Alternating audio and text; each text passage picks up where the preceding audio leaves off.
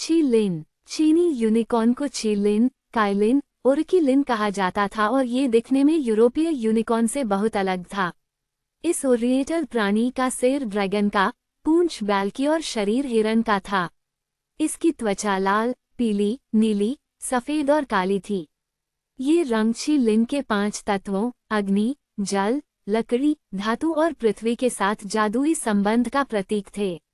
उन्होंने कहा कि यह प्राणी बकरी से बड़ा नहीं था, लेकिन भयंकर था और इसमें बहुत ताकत थी। जब यह आवाज करता था तो ये घंटियों की तरह लगता था। चीनी किंवदंती कहती है कि यह यूनिकॉर्न 1000 साल तक जीवित रहा और दूर से चीन आया था। चीनी इसे सबसे बढ़िया जानवर मानते थे और पश्चिमी संस्कृतियों की तरह इसका शिकार नहीं करते थे। बाद में इसे प्रतीक के रूप में इस्तेमाल किया गया। उच्च जन्म और अच्छे चरित्र के कारण यह उच्च पदस्थ सेना अधिकारियों का प्रतीक बन गया। चीनी यूनिकॉर्न की कई जीवित तस्वीरें या मूर्तियां हैं, जबकि ची लिन का लिखित विवरण काफी सुसंगत है। कलात्मक चित्रण अलग अलग हैं। कागज पर चीनी स्याही से बनी एक तस्वीर एक सींग वाले ची लिन की है, जिसका शरीर और पैर शेर जैसे हैं, खुर नहीं है, एक सींग है और सिर के चारों ओर ऊपर की ओर खड़ा, पंखदार, ज्वाला जैसा अयाल है। कभी कभी इसे 2 सींगों के साथ दिखाया जाता था। चीन में चिंग राजवंश के उत्तरार्ध के इन चित्रों में से एक में 2 शाखाओं वाले सींग, एक विस्तृत दाढ़ी, खुर और शरीर और पैरों को ढकने वाले पंख जैसे तराजू वाले प्राणी को दिखाया गया है। एक क्लोइजन आकृति ची लिन को 2 शाखाओं वाले सींग, एक घुमावदार दाढ़ी, एक पतली पूंछ जिसके अंत में एक रोएदार सिरा है और एक छोटा, मृग जैसा शरीर है। चीन और जापान दोनों में नर को की या ची कहा जाता था और मादा को लिन या रिन।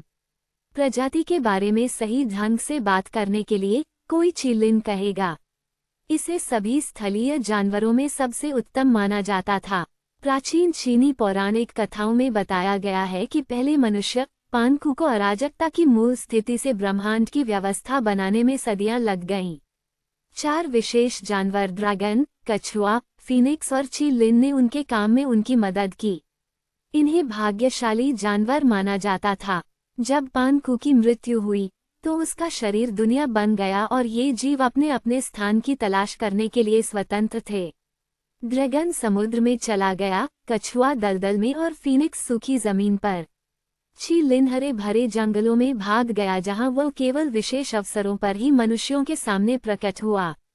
हालांकि इन जानवरों के क्षेत्रों का वर्णन मानवीय शब्दों में किया गया है, लेकिन चीनी कहते हैं कि वे छिपे हुए क्षेत्रों में रहते हैं जहां मनुष्यों के संपर्क से उनकी विशेष शक्तियां कम नहीं होंगी।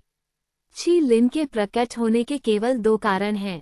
एक भविष्य सूचक प्राणी के रूप में ये जंगल में एक पर्यवेक्षक को तब दिखाई देगा जब एक अच्छे नेता के शासन में समय शांतिपूर्ण और समृद्ध होगा। ये तब भी दिखाई देगा जब एक महान नेता मरने वाला होगा।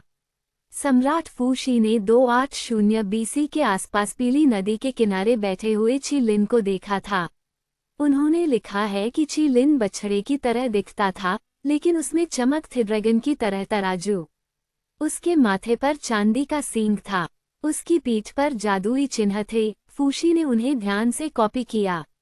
इन चिन्हों और सितारों की गति के अपने ज्ञान के साथ उसने पहली लिखित चीनी भाषा बनाई। जैसे ही ची लिन कीचड़ भरे पानी से गुजरा, नदी साफ हरे कांच की तरह हो गई। वह प्राणी सम्राट के सामने आकर खड़ा हो गया। उसने एक चट्टान पर 3 बार अपने खुरों को पटका और मठ की घंटी जैसी आवाज में चिल्लाया। ची लिन को बाद के सम्राट हुआंगती ने भी अपनी मृत्यु के समय देखा था। उनके कुछ उत्तराधिकारियों ने भी इस जीव की झलक देखी थी। चिंग तसे नामक एक युवती ने 2000 साल बाद इस जीव को देखा जब वह एक प्राचीन मंदिर में पूजा कर रही थी। ची लिन ने उसे हरे रंग का जैड का एक टुकड़ा दिया और भविष्यवाणी की कि वो एक बेटे को जन्म देगी जो एक महान लेकिन सिंहासनहीन राजा बनेगा। बाद में वह कुंग फू सेज या कन्फ्यूशियस की मां बनी। ये भी कहा जाता है कि जब कन्फ्यूशियस की मृत्यु हुई तो यूनिकॉर्न फिर से प्रकट हुआ। कन्फ्यूशियस के 400 साल बाद हान राजवंश के सम्राट वूती ने अपने महल के मैदान में एक शुद्ध सफेद ची लिन की एक झलक देखी। वो इस छोटी सी मुलाकात से इतना उत्साहित था कि उसने प्राणी के सम्मान में एक विशेष शिवालय बनवाया और उम्मीद जताई कि वह वापस लौट आएगा। हालांकि उसने उसे फिर कभी नहीं देखा। चीनी कहते हैं कि ची लिन अब दिखाई नहीं देता क्योंकि चीन के नेताओं में अब कोई गुण नहीं रह गया है। हालांकि वे अभी भी कहावत का इस्तेमाल करते हैं, यूनिकॉर्न का खुर आपके लिए सौभाग्य लेकर आए। मनोवैज्ञानिक गुण, सकारात्मक गरिमा, अच्छा चरित्र, अच्छाई की रक्षा में उग्रता, महान आध्यात्मिक शक्ति केवल विशेष अवसरों पर ही प्रकट होता है। नकारात्मक वह व्यक्ति जो दूसरों की योजनाओं या